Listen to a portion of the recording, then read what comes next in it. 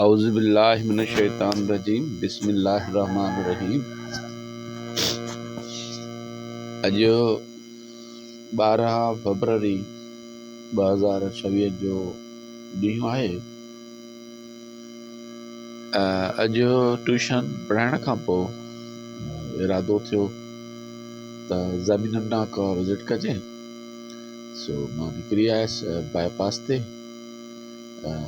हीअ आहे लाले फ़क़ीर जो बाग़, जेको मशहूरु ऐं मरूफ़ आहे।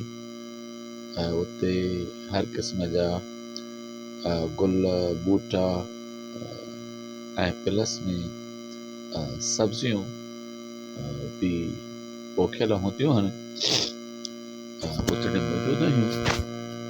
ऐं ख़ुशकिस्मती सां लालो फ़क़ीर बि संगत सां बीठो आहे ऐं उहो कंहिं गुफ़्तगूअ में मसरूफ़ आहिनि।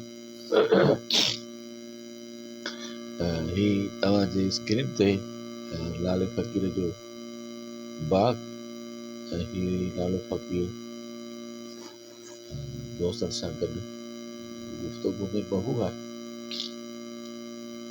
ऐं ही बसर आहिनि। ऐं ही असांजो दोस्त आहे मंगरियो साहब। उन्हनि जी रहाइश कराची हूंदी आहे, पर हींअर आया आहिनि विज़िट ते ॻोठ।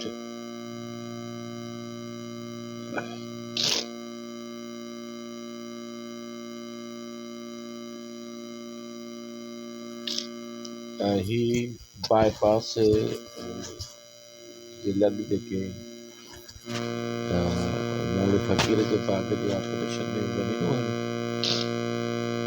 इहे बि लाले फ़क़ीर जूं आहिनि। उन्हनि ज़मीनुनि में जेके फ़सुल आहिनि उहा कणिक आहे, लूसण आहे। हिन वक़्तु इन्हनि फ़सलनि जी सीज़न आहे। ऐं ज़मीनुनि जे विच में खॾा जेका मशीन जे लाइ इस्तेमालु थींदी आहे। यकीनन तव्हांजी स्क्रीन ते तव्हांखे कणिक नज़र अची रही आहे हर तरफ़। हर तरफ़ हरियाली आहे। कणिक ऐं लूसण जे करे ही लूसण ॿारनि जे लाइ। ऐं ही ॿाहिरि होटल आहिनि जेके बाईपास ते नज़र अचनि था।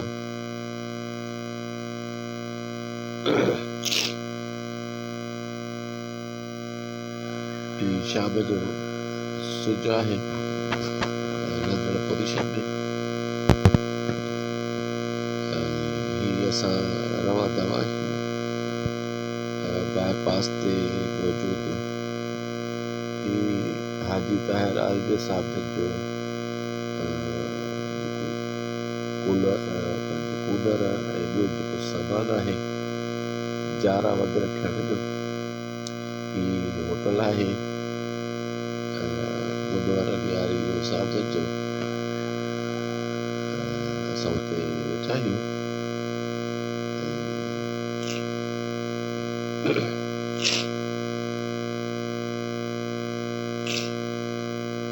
ऐं ही मुनवर साहब साल जो साहब